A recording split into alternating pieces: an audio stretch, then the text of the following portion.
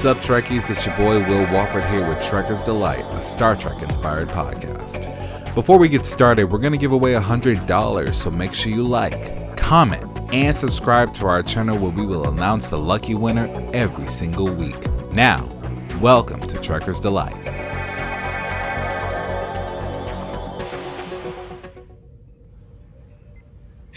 And now we are back. All right, so who wants to give a brief overview of Hell? You volunteered. Go for it, my dude. Belle is a female pretending to be a dude who's trying to become a very nice Ferengi and be more better than all the other men, who falls in love with Quark. Her love of Quark distracts her from her rules of acquisition. She's saying fuck the rule book, and she pretty much goes head to head with the Nagus, and at the end of it, she has to choose between her love for Quark or the rules of acquisition. In the end, she chooses her love for Quark, but Quark says you're better off living your life as you choose, but it can't be here with me as much as I like you. Done. That's amazing. Wow. Wow. I think that might actually be the most concise summary we have ever done on Trekker's Delight. Not just on LGBTrek, mind you, but on Trekker's Delight. I haven't even seen the episode in 10 years. But I know, but as far as relating this to the LGBT topic, it jarred my memory, and I remembered it. And you know, I follow a lot of Star Trek groups on TikTok, and they post things, so it was great. I was like, oh my god, this is the part where she rips her ears off, and she said, and the Nagus is like, no, it's a female. It's a female. And she's wearing clothes. I gotta admit, I want to be there. I wish I'd have been there on set for the first time he said that line, because I guarantee he laughed. I guarantee. No, it's wearing clothes. I mean, I guarantee you, it's Wallace Shawn. That man, those episodes, like filming those episodes, must have been amazingly hilarious. Oh my god! It just so I loved everything about it. But yeah, so what would you say, Marie? To go ahead and continue your point, would be the tie-in for the specific tie-in. Like mine was just the plot summary. The specific tie-in to the topic here today. So basically, what he wants to know is why I picked this episode. I picked it because there's this wonderful moment in the episode where Dax and Pell are having a conversation at the Replomat, and Dax basically points out that she thinks Pell has a thing for Quark.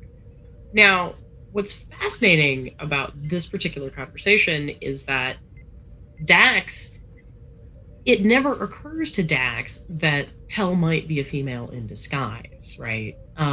She just basically takes this concept of having the same-sex relationship and the same-sex attraction in stride. Some of that, I suspect, is because of who Dax is, right? We've covered Rejoined on this particular show before, but Rejoined is a fantastic exploration of love, and it's a wonderful way to treat the concept of, you know, same-sex love as just love, which is, you know, let's be real, what it is. And also some of that, I think, is one of the really interesting ways that Deep Space Nine is very different than the other installments of 90s Trek, right? Because, you know, this is not the sort of thing that would come up, really, on, say, Enterprise. They had to do it in this very weird kind of metaphorical exploration of mind melding and rape and other things. Tomato. Yeah. It doesn't really come up on Voyager, unless I'm misremembering, but I don't really think it does. TNG had The Outcast, which really feels very much like this is a special episode of The Next Generation kind of deal. What Deep Space Nine is able to do is take this character and take this whole arc with Dax and just... The story is centered around this concern, but not in that kind of trying too hard way. Because Dax is really just kind of interacting with Pell as if Pell is a person in love, you know, even though Dax is under the assumption that Pell is male. Yeah, that was the conversation that Dax was having, and it was so casual that even Pell was like, "Oh, she must know, or they must know." I'm not sure what their pronouns are.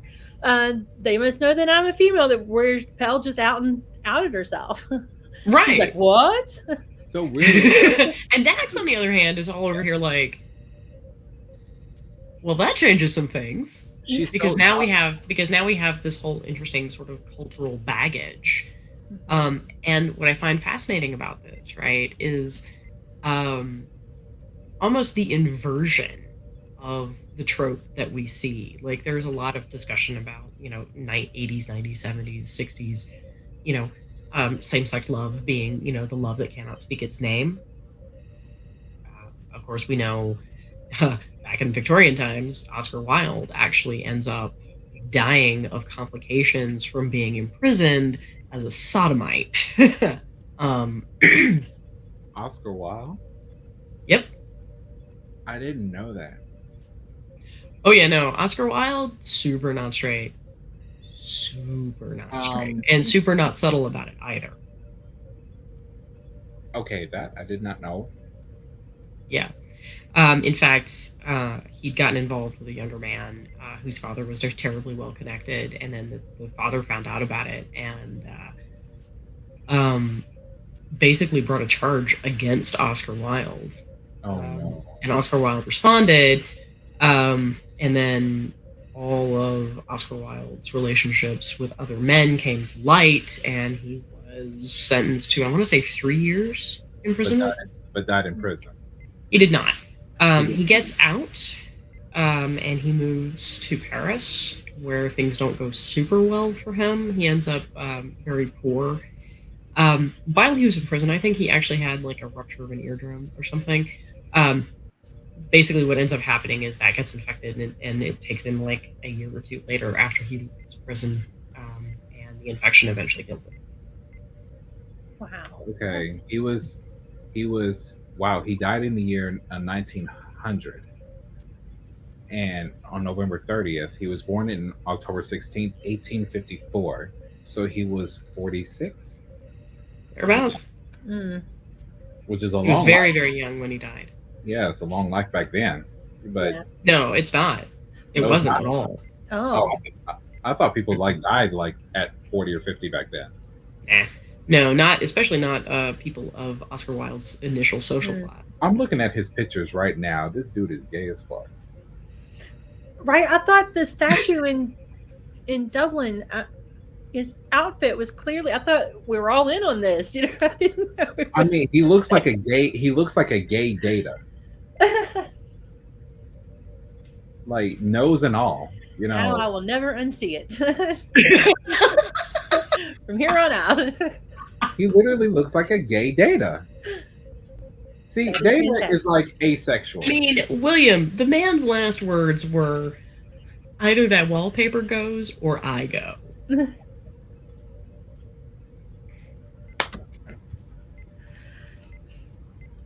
So, And then he died.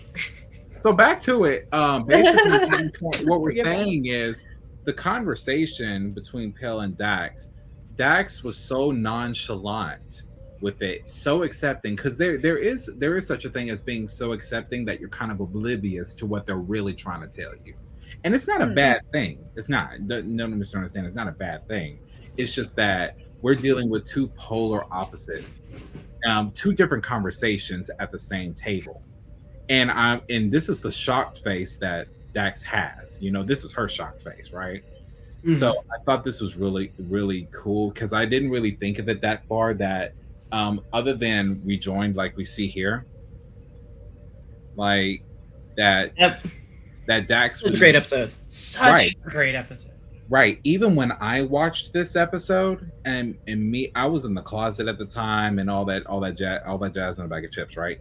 Well, I watched it. I was just as nonchalant and just as whatever as Dax, and I'm just thinking, "Oh, we're gonna have a gay Ferengi. Cool. What about it?" Like I was just thinking, okay, like even if we do have a gay Ferengi, it's probably gonna be a crush. It's not gonna go anywhere. Quark's gonna lose his mind. Like we've already seen Quark for undercover purposes transition and back. Like which is a whole nother episode on its own. Mhm. So I always thought, like, other than Rejoined, any LGBT representation that went on in Deep Space Nine had almost a comedic undertone, which this one it kind of did when you saw the Negus' reaction. But yeah, But there's nothing about this sequence right here that's funny. Yeah, I was going to say this moment is and that's where it changed. That's what I was trying to. The point I was trying to make. It changed because I had the same reaction that Dax had when she realized, oh, this isn't just a matter of acceptance. This is a matter of, like, sometimes you just got to be quiet and listen, even when you do accept it. That's a life lesson, friends. Yes. Sometimes it is better that you keep your mouth shut. And Most of the time. I mean, that's fair. And also clearly not a skill that I have developed ever. I'm trying. So we're just going to go with it. Yeah, but one of the other things I really like about this episode, and I'm going to keep going back to this, is how this episode turns the trope on its head, right? Because normally, that whole story could very easily have been Hell wrestling with, being homosexual and being male and being attracted to Quark and trying to figure out if that's something that could exist in Ferengi society or not. And that would have been sort of what we got a little bit with Rejoined. And it would have been a much more explicit discussion. But what this episode does is really clever, is it inverts it. Because it's the fact she cannot be in a relationship with Quark as she is for who she is because she's female. Mm-hmm. Which I think actually makes a better point. Do you know what's really interesting that kind of ties this further? Is that how hypocritical, and he's the Negus, so that's why, would react to Pell, right? Hypocritical on the Negus and Quark's part. Let's say this. Quark, on his part, typically, I won't say typically because everyone's parents are different, especially mine, but you would typically date someone that has a characteristic that of your parents, right? Well, it's interesting because Quark's mother can do, is like the greatest Ferengi when it comes to finance, period, point blank. And not only that's cool. Right, yeah, and he finds that out later on or earlier on in the season. But then on top of that, while the Negus is reacting to Pell, he turns around season 6 or 7 and dates Quark's mother and accepts her for who she is. She gets to wear clothes. She gets to help make him decisions. And ultimately, she and the Negus changed the course of Ferengi culture entirely by appointing Rom to the position of Negus. So Negus, Rom, Rom, who's terrible at business. Terrible at business. Life in general. Most he gets better. But he has a good heart. He really does. Oh yeah. Yeah. But also... he's not great. He's not great. But yeah, I mean, it's this really interesting arc, and I have to admit, I really struggled with whether or not I wanted to do this particular story and this character arc with Ferengi, if an entire species can have a character arc, whether I wanted to do it here on LGBTrek, or if I wanted to deal with it by the Patriarchy. It's perfect either way. Yeah. It fits both places. I think you can stand to do a part 1 in FTP or a part 1 LGB, then a part 2 in the other one, because they really, when it comes to Ferengi society, it's honestly both. Mm-hmm. I would say for this episode, yeah, it's LGBTrek. I can kind of see that, but for the most part, this is an FTP issue. So many things were said. I was like, oh. But again, and I've said this before, I think a lot of homophobia is profoundly rooted in misogyny. Because homophobia is basically another word for straight man's insecurity. The idea here is that, if women stop acting like women, the world is going. I mean, the world is going to go topsy turvy. You'll note all of Shakespeare's comedies, right? Their resolution inevitably features a return to a traditional view of marriage, a traditional set of order, and that's. I mean, and Shakespeare's influence on our culture cannot be overstated. Everything from language to dramatic conventions and other types of influences. So that is misogyny, right? That's just straight misogyny.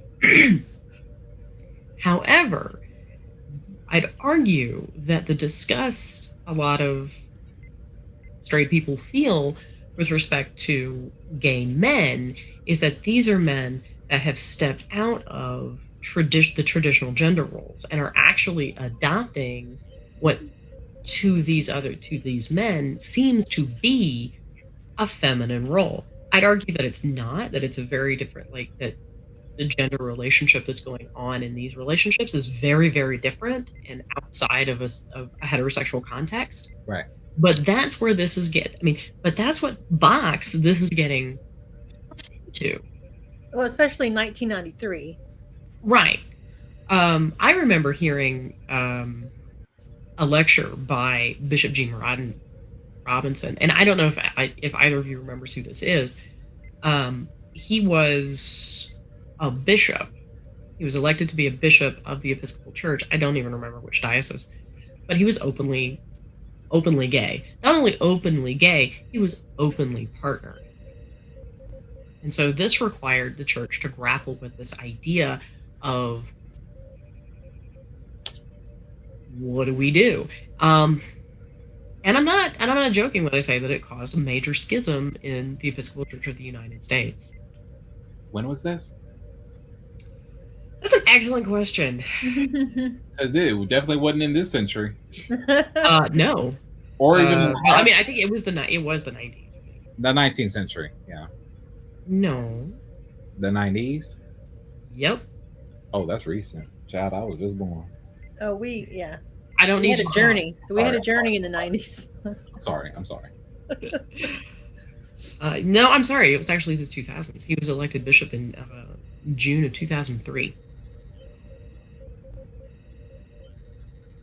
Okay. That's when this was going on. And I remember him having, he did a series of lectures, and one of them he talks about how, homosexual relationships were treated in different societies up to and including, I want to say, ancient Rome, and how it was never necessarily the giving partner that was not as punished so much as it was the receiving partner, because the receiving partner had, of course, was not acting as a man. And that made it worse.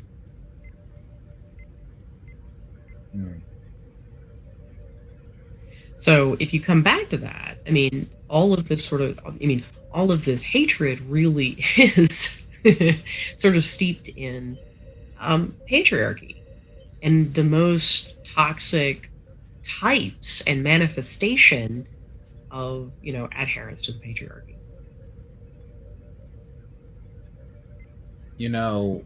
When I think about the patriarchy and everything that it delves into our society, both past and modern, I always think about how far it goes back, how far it goes back, and how even today, well, I will admit there are various changes in different places, I'll admit, but we're in today, it still has a very strong hold. Like this whole conversation about Roe v. Wade in the United States. This whole conversation has nothing to do with babies. The whole thing about it. It's like, someone asked me my viewpoint on it, and I don't mind talking about it here in this audience and on this podcast. I would tell them, I said, I'll admit, seeing as, and again, I don't mind saying this, Mary, as my own biological father wanted me aborted, my mom didn't. She chose to have me. And we are all grateful. Mm-hmm. Hi. Thanks, Mom. She raised me, take care of her. Hope you and God are having a good time. Save the secret. But, other than that, But even setting that aside, it's not up to me as a man, and it's not up to me, period, to call dictatorship over someone else's body or their personal space. Let's call it that. Their personal space, their inner bubble. I was just saying to someone the other day that if a certain manager got into my face again and yelled at me to the point I could feel her breath, I would slap the shit out of her. Well, that's because you're in my personal space. Therefore, I get to have say over my personal body. And somebody asked me, well, William, well, it's just death, it's just murder. And I said, you don't know how, you and I do not know how hard it is to even come to that decision. You don't know what they went through. You do not know what happened to them. You do not know the decision making. You do not know the entire process of even finding out or who was it with or you do not know. And I do not know. It is their business and it is their see.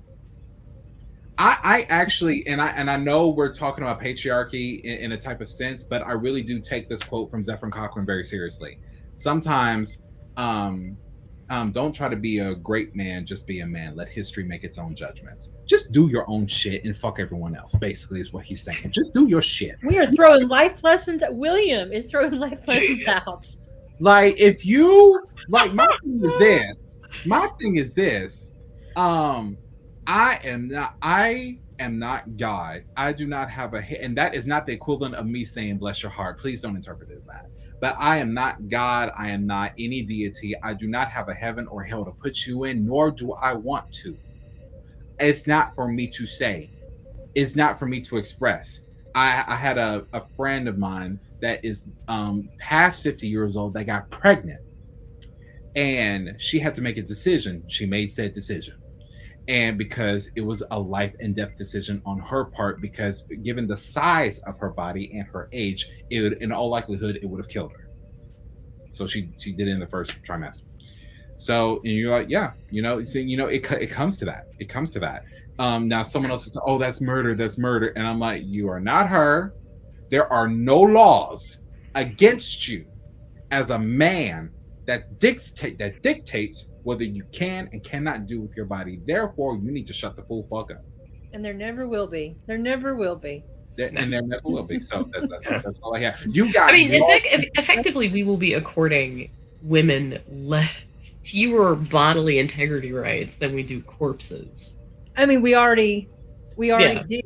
We have, in some states, you have to have your husband or partner present to have tubal ligation done, and a corpse has more rights than women in those states already.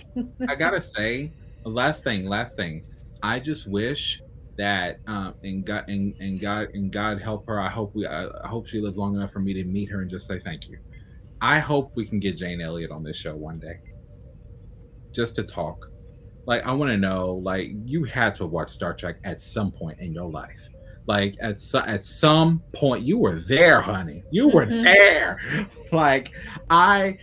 She was teaching what we now call as critical race theory ahead of her time. She combined everything that about the patriarchy and racism and misogyny, everything all in one class, and did that shit.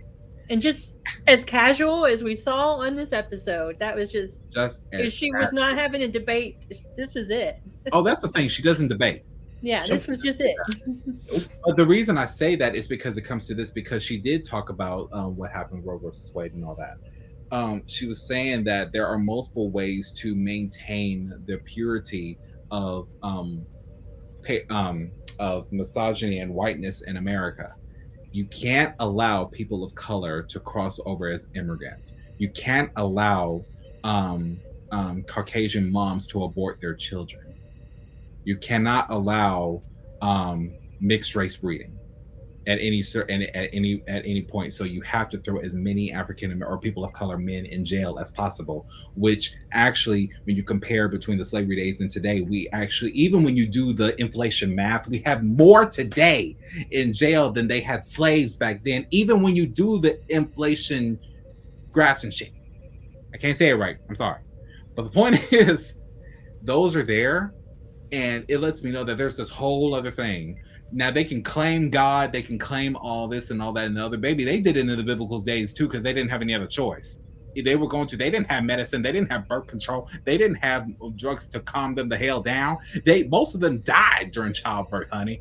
Like, and if they didn't right then, they did later on from infection.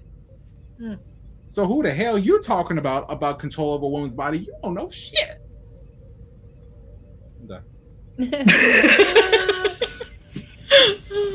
I mean, it's about. I mean, it's a valid point, right? Like, I mean, all of that's about. Yeah. And just because, and it's funny that we're talking about this in the LGBTrek because, like, I do actually see the oppression of our community to be part of the same power structure. And our community has its issues too. There's pretty gnarly white supremacist vein in our community as well. I would say that as accepting as much as we want acceptance, we can't even accept each other. Like, and I hate to generalize that, but there's still a level of misogyny, racism, and certain phobias in the LGBT community alone. And that's inherited from the conditioning that we have been taught growing up that we're still trying to unlearn to this day. I'll admit, I'm going to say this in the nicest way possible. I was not always understanding of what it meant to be transgendered. So I didn't take it as such, and I didn't accept it offhand to the point where it came off as ignorance. And I apologize for that one. But I even didn't even think anything. I accepted that I was gay. And I was happy with being gay, but I didn't even think anything high of drag queens either. I was like, nah. Until I watched Tu Wong Fu and saw Wesley Snipes and Patrick Swayze in drag, and that changed everything. That changed the whole game for me. It changed everything. It was done, And then I saw top 5. and then I saw Quark transition there and back, and I was like, okay. I need definitions. Well, a reason Tu Wong Fu comes in is because Wesley Snipes as Noxzema explains it so perfectly about the difference between he never said transgender, that's more of a 21st century term, but transvestite, transsexual, gay man, drag queen, and a boy in a dress. Okay, let me. I mean, that is a remarkably great speech. I mean, it really, really is. You've seen it? Yeah. Okay, cool. It's a classic. It's a cult classic. Look, okay. A lot of I not only have I seen generation. I've also seen Priscilla, Queen of the Desert. Okay, because I was so confused because it was like when I tried to talk to other gay men about it, they act like they ain't heard it. Right now, they're talking about Elite. Basically, every other queer show that has young teenage boys having sex with each other in showers and shit. And I'm like, I don't want to see that. I want to see like real stories. Give me some context. Give me some culture.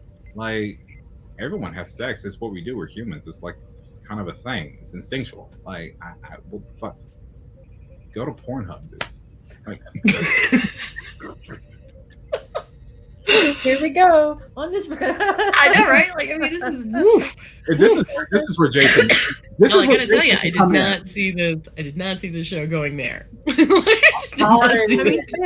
Sorry, I'm hot right now, and I'm just. I mean, yes, you are, but like also it's temperature-wise. Yeah. It is temperature. Okay, temperature. You know what? Let me shut the hell up. Marie, this is your show. Let me shut up. Actually, it's LGBT. Girl, for some reason, I keep thinking this is FTP. It's LGBTrek. It's not. I mean, I realize. To be fair, this episode was. I mean, to be fair, there's a lot of overlap between those two shows. Not just because it's the same cast of characters for both of them, but I think because conceptually, they're growing out of kind of the same issues. Right. This one just is focusing on, the oppression of a particular group. In this case, our community. Right. And that's why I think Deep Space Nine is probably going to factor so highly, or so prominently in this particular show, at least as far as 90s Trek goes, because Deep Space Nine is finding really clever ways in the 90s to address these issues. Mm-hmm. So Yeah, right. And to explore the interrelated concepts, right? I mean, there's a reason that Dax is, that we had rejoined. There's a reason that we have this conversation where Dax just makes this initial assumption that this is clearly a homosexual situation, and having Pell be the victim of misogyny, I think actually makes a metaphoric link between the two. And that moment was intentional. I read, in the Memory Alpha bits that it was supposed to be a subtle hint that people in the 24th century had a general acceptance of homosexuality. Right. So that was for 1993.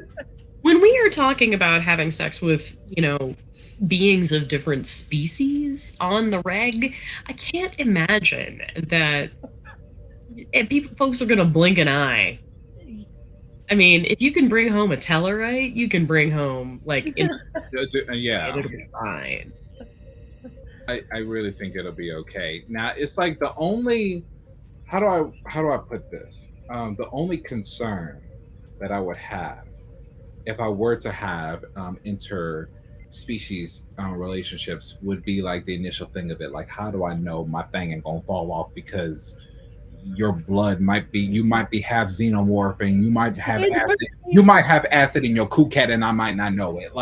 And I have a problem with that. So I'm like the doctor. You need to go get checked first, and we need to be sure we're compatible, because anything could happen. Because I really do believe that Harry was in love with that one chick, but at the same time, them chemical bonds were a little too strong for little Harry right there, which he should have been bi. To me, he's the bisexual character, is what he should have been. But that's just me. But other than that, eventually, I think we're going to have a whole episode of this in which you flesh out your theory that Harry Kim is bisexual representation. Oh yeah. Oh, absolutely. It's Harry. It's definitely Harry. It's not Evan. I mean, the intendant is pretty clearly. Now, the intendant, boom, heads down. Harry. I think she would probably qualify as pan, and I'm pretty sure. And I'm still not entirely persuaded. I'm 100% solid on the distinction between bi and pan. Me neither, and I am pan. So here's the thing. I had this conversation while we're here. I had this conversation with my friend named Jasmine, real sweet girl, went to UALR with her. Her and I are the same age, and she told me that she argued for a small part of William that is attracted to women, like about 1, maybe 2%. And so the conversation came up because I remember posting about it last year. This is before any of us really ever met. That I thought, or maybe we did, that I thought that I was, how do you know if you're bisexual? How do you know if you're attracted to women? Because I feel like I'm having another sexuality awakening, but now, as a man, like right now. Like I thought that I tried to make myself attracted to women growing up because I was ashamed to be gay, which I'm sure a lot of people in the community have tried to do with the polar opposite of saying whatever.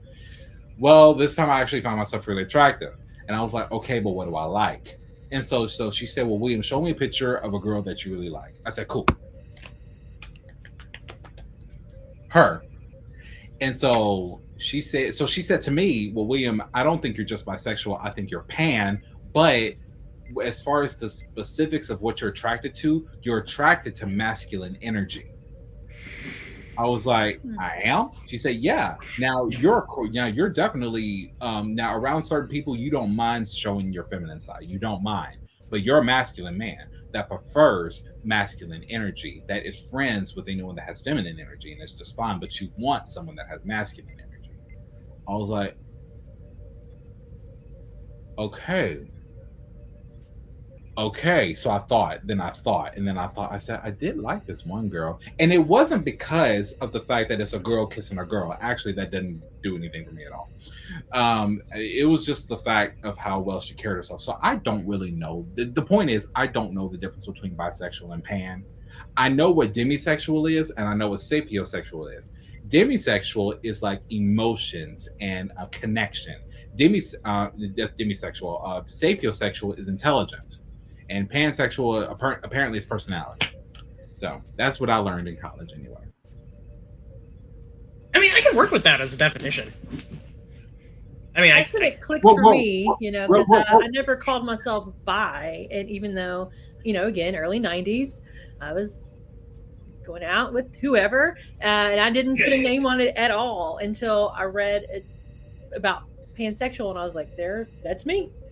That's it. Right. I mean, I've always kind of joked that, like it's the person, not the plumbing.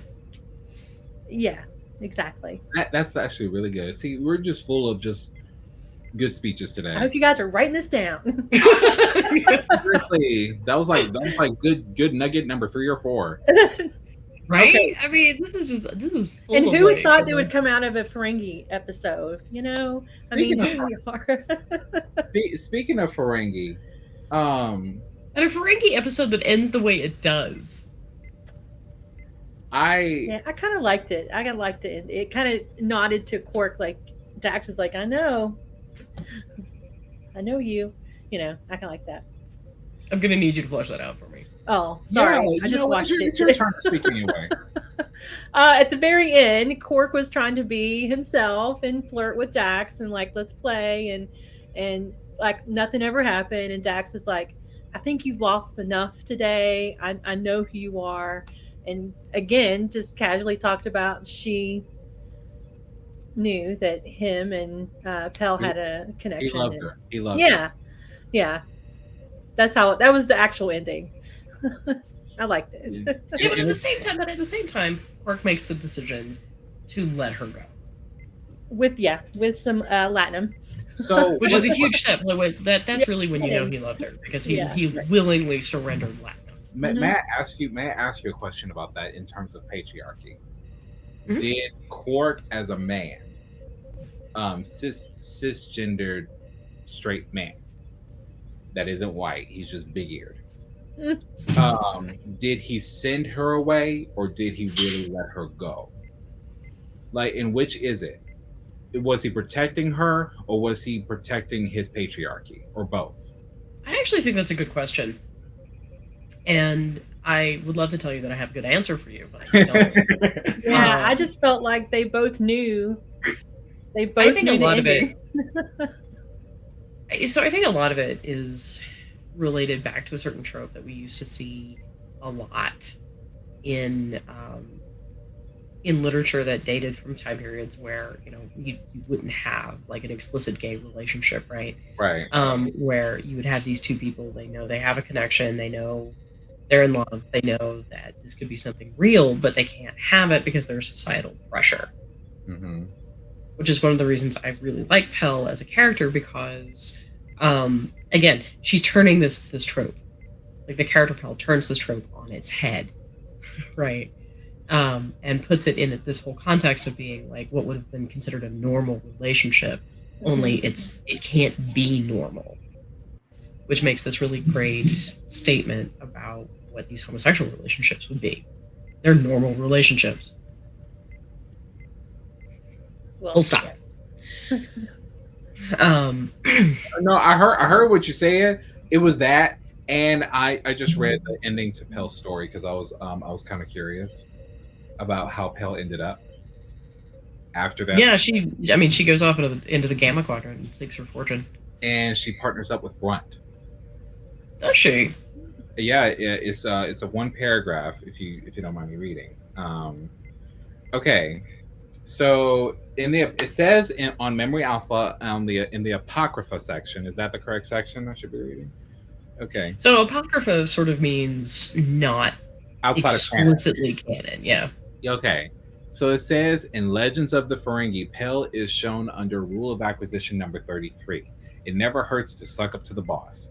An image of Rule of Acquisition showing Quark to the Grand Nagus with Pell looking on is included with the caption, "Some could call this groveling. To a good businessman, it's tactical. It also impresses the females. Note the admiration in Pell's eyes." Pell also appears in Seven Deadly Sins novella Reservoir Ferengi, in which she becomes stuck on a planet Solomon Prime. Wow, his name actually Solomon Prime. During the Dominion War, where she learns how to pilot a shuttlecraft. Later in the year 2377, Pell partners up with Gala, serving as his pilot aboard the Golden Handshake. What is that, like the hand of Midas or something? At the same time, Brunt becomes another partner of hers, causing Gala to suspect that they are plotting against him. He orders his Breen guards to kill them both through Brunt, though Brunt saves Pell, and the two begin a new partnership. So in Star Trek Deep Space Nine, ebooks Lust Latinum, Lost and Found, Pell works with Renajo and Talana to get Quark to help them publish Vulcan Love Slave 5, Lust Latinum Lost. Oh god, it's a sex book. Oh, I can order it. Which, I mean, but I think this is interesting that not only this, but we choose the choice is made here with the Ferengi rather deliberately. The Ferengi kind of get relegated to comic relief a lot, but at no point does the show ever mock Pell. I mean, Pell is never the butt of the joke, ever, which I think is really, really interesting. And I think there's a real bit of pathos with when Quark decides to send her off to Gamma Quadrant to find her fortune. I think Quark is just not ready. Quark isn't ready to rock the boat. That's one of the reasons that his mother preferred to convince Zek to promote Rom over Quark to the position of Nagus, because Quark was too steeped in traditional Ferengi values. And that's one of the reasons he and Moogie butted lobes so frequently. So in many ways, he was like, not in the literal sense, but in many ways, he was like Picard. He was so rooted in the traditional values of how he's brought up that he did not accept love in any capacity. Because he wasn't ready. I think that's part of it. Or at least it's not that he couldn't accept love in any capacity. It's that he couldn't if Pell had remained with Quark, and he's aware of this, and he tells her this, then Quark would eventually have demanded that she take on the role of traditional Ferengi housewife. Clothes, never leave the house. That kind of thing. Take her and clothes that's not off, something. Forget she And can that's read. not something. And that's not something he could do to her. That's not something he could do. And not something he could do to himself either. Now we've seen Quark have relationships with other women, and those other women are not Ferengi, and so he's able to negotiate interacting with them. I mean, you remember his fling with the Cardassian scientist? The Cardassian chick, yeah. The teacher. Mm-hmm. Yeah. So the Cardassian, he also had Grilka. Grilka, yeah. He was in love with Dax for a minute. I mean, I think everybody, I have to say, I don't know that anybody was really in love with Dax except maybe Worf. I think everybody was vaguely in lust with Dax. Right. Which is kind of like a problematic thing throughout early Deep Space Nine. And what's interesting, Julian Bashir, I'm looking at you. I know, right? And what's interesting is I never viewed Dax as the sex symbol. I kind of always viewed as far as uniform wise, I thought Kira was like the physical sex symbol when it comes to physicality. Now the actual sex symbol is Julian. Like, he's so bad at it. And he's terrible at it. He's terrible. Like, I'm like, bless his heart. Now I gotta admit, he did spark a few curiosity stages when I watched him. I was like, he's pretty. Like, I mean, he is. Like, he's that type of doctor where I would say, so you're a doctor. Although I gotta tell you, I think I like. I mean, if I can be, like, entirely inappropriate now, I think he's more attractive now that he's older than he was as Dr. Bashir. Okay. Why? You like the Ra's al Ghul stage of Alexander? I mean, like we've also had this argument about Daddy Vance. Okay. I mean, I am decidedly in the pro Daddy Vance category. I can get on board with Daddy Vance. I call him the Mummy Man. Yeah. Is this Rajon from Arrow? Yes, Ra's al Ghul Okay. from Arrow. Yes. Yeah. Oh, yes, Ra's al Ghul. same guy. He was a Martell in Game of Thrones. He plays in a Ooh. series of Middle Eastern films that played.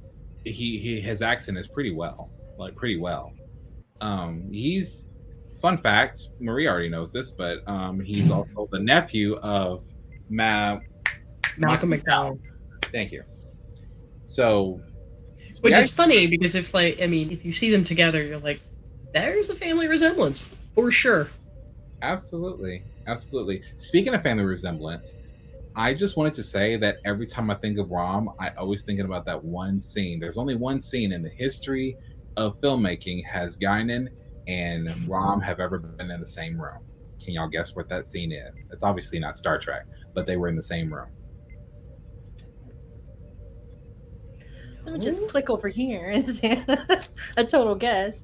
Click. Okay. I mean, I'm assuming we're talking about Whoopi Goldberg and Max Brodenschik at this point. We're talking about yes. There's only one scene, and it was during the era of Star Trek too, but it was in a different movie.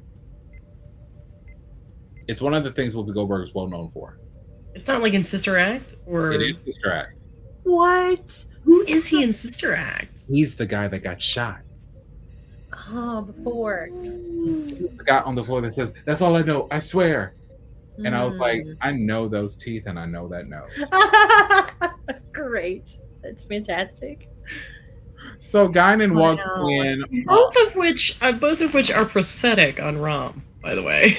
I mean, I just knew that was him. I was like, as white as this guy was, like this. I was like, that's Rom. That's Rom. His English is clearer than mine, but that's Rom. And it was.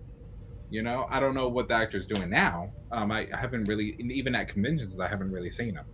But my understanding is he's hanging out in Germany, I think, is where he and his family moved.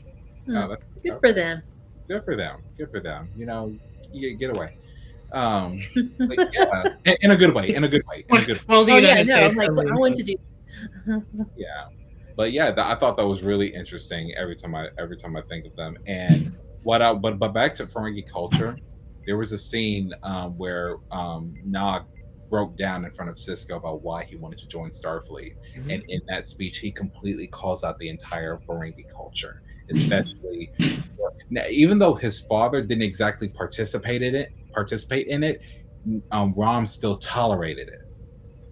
I think it's less that it's more that he's bound by it because he's attached to Quark, and because Quark is so steeped in all of this. Tradition. Because that's one of the reasons that he and Moogie fight so much, is because she's now acting outside of what is acceptable for a Ferengi female. And at one point he's like, "This is illegal," and he has to go back to Ferenginar and give the money back. So let me ask you. Remember that? I do, because this now is sparking another question in my head. So, if you okay, we know what a racist is. We know what a misogynist is, right? We even know what an ignorant person is. I have a question, but also a statement, and I'm gonna try and make this the best way that I can. I don't know why I think of the good shit at the end of the show, but every time. So, to me, I feel like Quark is not ever saying that he was, but while the tendencies were there, I never really thought of Quark as a misogynist. I thought of him as ignorant. Just like when someone says something crazy to me as a black man, and I consciously know that they were not brought up right, they didn't get the right understanding, they had the wrong altercation or something like that, they clearly do not understand something because they didn't take the time to ask. I view that as ignorant. Now, if you actually believe what you say, you are ingrained in it, it is your meat and potatoes, your bread and butter, then yeah, you're racist or misogynist, depending on whoever you're targeting at the time. So I guess what I'm trying to say is, what is Rom? What is Quark? What is the Nagus? What is this patriarchy? Because I can tell you right now, Brunt himself, he's misogynist as can be. Like, I find it very difficult, actually, to answer that question, because I think it's better to say that Quark is a traditionalist coming from a profoundly misogynist culture. Does that make him misogynist, though? I honestly don't. I think Quark is mercenary enough that if there's Latinum in it for him, he doesn't care. Right. So I think really what Quark is doing is he's trying to protect, when he's dealing with his mother and he's dealing with Hell, is he's trying to protect his rice bowl, because he still has financial interest and ties to Ferengi and to the Ferengi culture, and Ferengi particularly, and their banking system. So he stands to lose everything. And that's a point he actually makes to Moogie at one point. Right. That, like, Brunt could come and take his bar. So for him, this is now a situation where it's less like this ideological adherence. It's more that he's just like, I don't want to lose my bar. I don't want to lose my money. So thus I am going to behave as an appropriate Ferengi. Right. I think Rom, having never been good at that, he tries. He tried. But I truly don't think I think because he's not good at it, he ends up as an outsider, so he has more freedom to accept Moogie for who she is. Okay. And to accept Lita for who she is, and eventually marry her. That's right. He does marry her. So I think that has a lot to do with it. Okay. I don't think, because one of the things I think about with respect to misogynists is I think they really have to think in terms of women being lesser. And Quark is more than comfortable accepting that Grilka can kick his butt. He's more than comfortable accepting that Dax is smarter than he is. But they're alien. They're not Ferengi, and I think that's part of it. Isn't that interesting? So I think and I don't even necessarily think I think he is an unexamined misogynist, in the sense that I don't think he's ever really thought of it in terms of whether that's right or wrong. Mm-hmm. I don't think he's ever explored it. I think he's the kind of misogynist that is, this is the way it's always been, this is the way it's going to be. Just like his father. Yeah. So I think it's a passive misogyny. I mean, the things he says are misogynistic, but I absolutely agree. Traditionalist. This is how it is. This is how I am. But Zach, I don't know. I'm glad that he goes on this journey and listens and learns. But in this episode, So Nora, what is Zach? Zach is he's not only a misogynist, but he's just kind of a bad person. He's reformed. Now he later on reformed because of love. And love does, and it's like wow, it took, I mean, I appreciate the love story, I do, but like it took that for you to not be an asshole. It had to happen to you. You had to experience this life-changing event for you to not be an asshole. Well, let's think about it. Let's think about it before we give Zach shit for that. That's frequently how this goes, right? I mean, it's, there are a whole bunch of these parents that are like, I hate the gays, and then, Bobby Jr. turns out to be gay, and they have to confront that, and they have to deal with it. That's right. Some of them make the right choice and get over themselves. Some of them do not, and are terrible people. Garbage. Garbage people. Yeah. But I think it really is just a situation where, like, it doesn't occur to you, right, that you have to change something or that something needs to be changed until it affects you or someone you care about.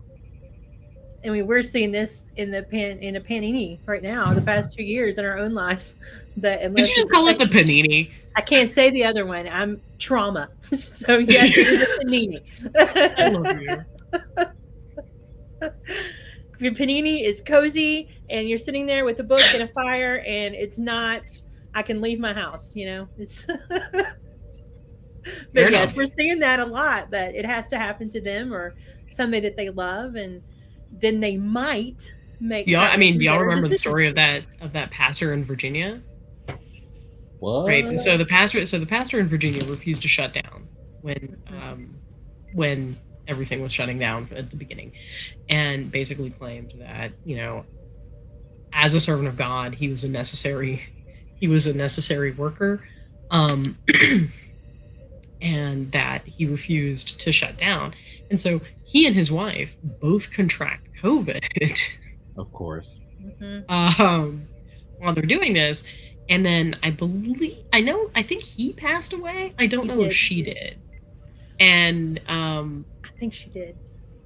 Yeah, and so that's when their daughter comes out and is like, everybody wear masks. COVID is real. Yeah. After it's not until it affects you or someone you love that all of a sudden you realize that this needs to be changed. And even then, if you're ingrained in that culture, you don't make the right decisions. You keep on living that life. So I'll give it to Zach. He did actually make he made a change.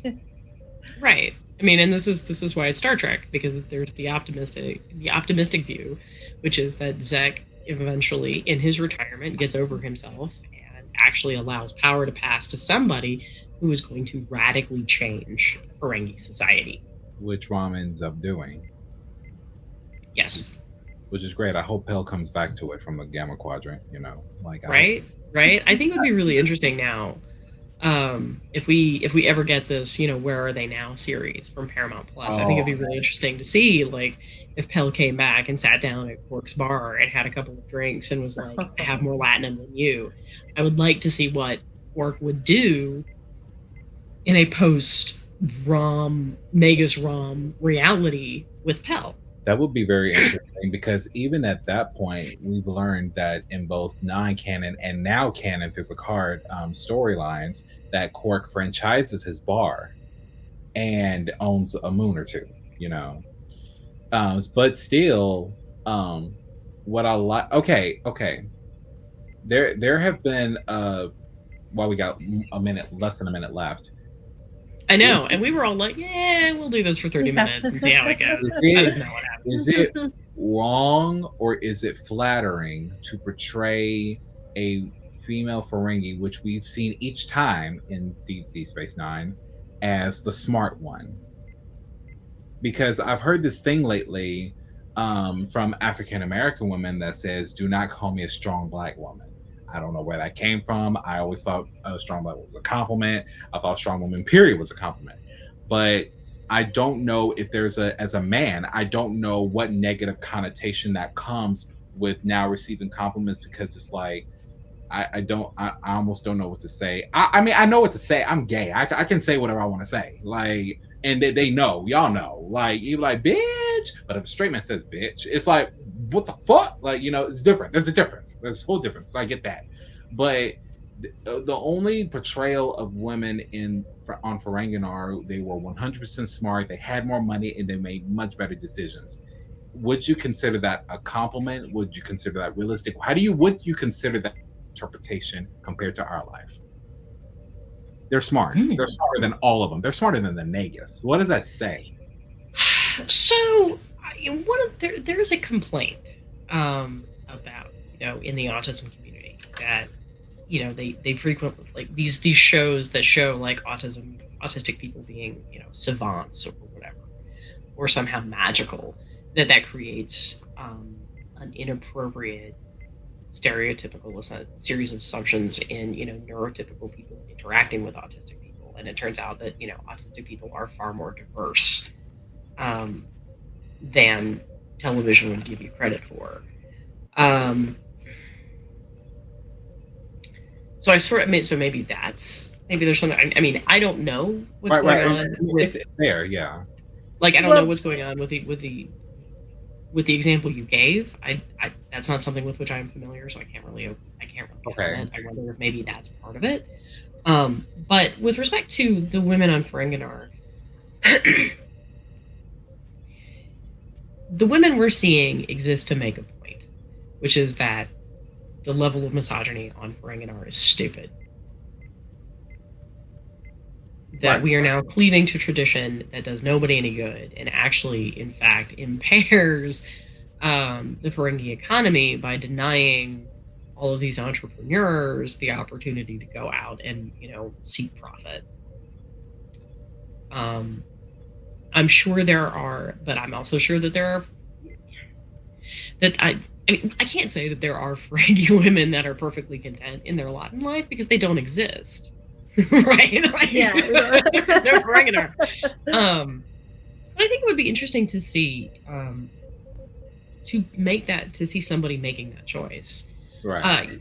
I can certainly speak to it from my own experience, which is there's this weird sort of tension when someone chooses to be a stay-at-home mom, right? Whether or not that makes her lesser than her working peers. And the thing about it is both decisions are valid. All decisions are valid. I mean, unless you're actively harming someone else, in which case, no, that's not a valid decision, and you need to rethink your life choices. But I think it would have been nice to have seen more of Ferenginar than we did, and more of the Ferengi women. I do like that Deep Space Nine, and this is one of those things we'll talk about in the part 2 to this episode that'll be on Fight the Patriarchy. Heck, it might even be next week. Who knows? I got my notes. I'm ready.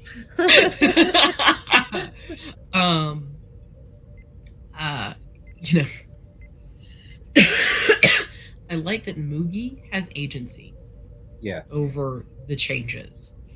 Yes. That it, in fact, it is centering a female narrative. And it's not just in service of Quark's story. It's also Moogie's story. And that is something that I don't think that we would not have seen on TNG or Enterprise. Oh, yeah. That's funny you keep bringing up TNG because this was originally pitched as a TNG episode. And there's a reason it didn't get made as a TNG. Yeah. Right? Because at that point, TNG Ferengi were still trolls. TNG Ferengi were still trolls. Let's be real. It took Marina 7 seasons to get into an actual uniform. That's right. Before she could actually wear the blue uniform. Mm-hmm. That whole business with Jellicoe was actually because Marina Sirtis put her foot down and was like, "I want a real uniform." Oh, so that was okay. I like that. That was a nod to her frustration, her ongoing frustration. Because she was the sex icon after Tasha left. So, well, she was always sex icon because she looked like a cheerleader in season 1. That's what she looked like. With that fake headpiece on her head. No, I'm sorry. In episode 1, that was her actual hair, I remember. Then every episode after that was the wig. At least that's what I remember her saying. I'm not speculating. Okay.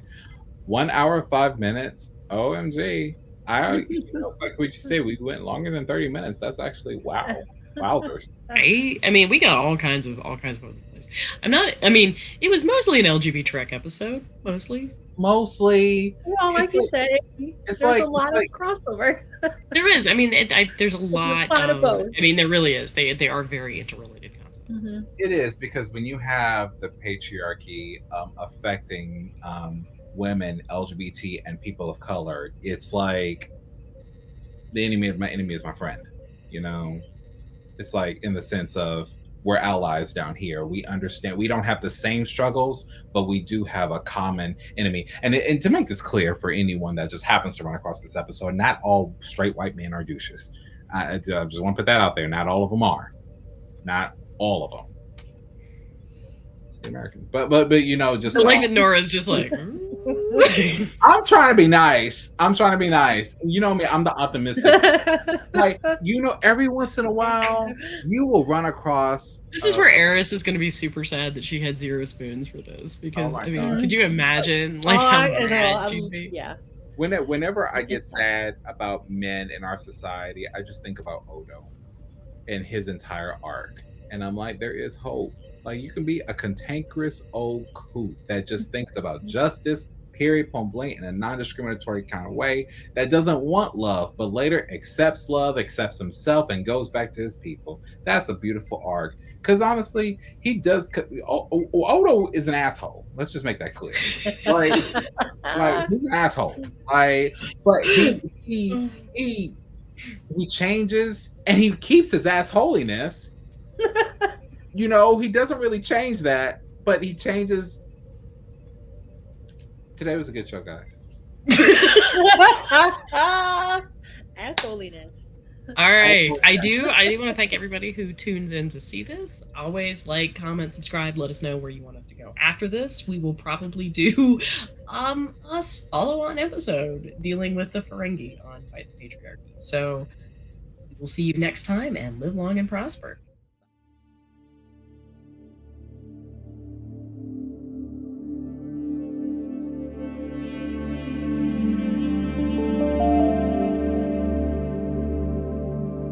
Now, again, I'm going to say this again because we're near the end of our show. If you are our allies, we are not talking to you. We are not talking to you. This does not... Okay? We're not talking to you. Stop trying to take our and make it your god business. It ain't got nothing to do with you. It ain't got nothing to do with you. Our experience of grief independently. Bruh. Yes.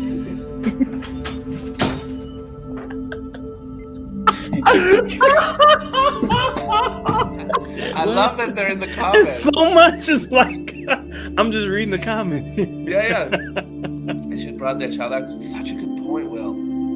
God, that's such a good point. And he's really thought about it too. You should be here. William, get over here. I thought he had a girlfriend on Insta. It's been ages since I've mucked about, but. Okay, moving on. Let's move on. Yeah, we gotta move on.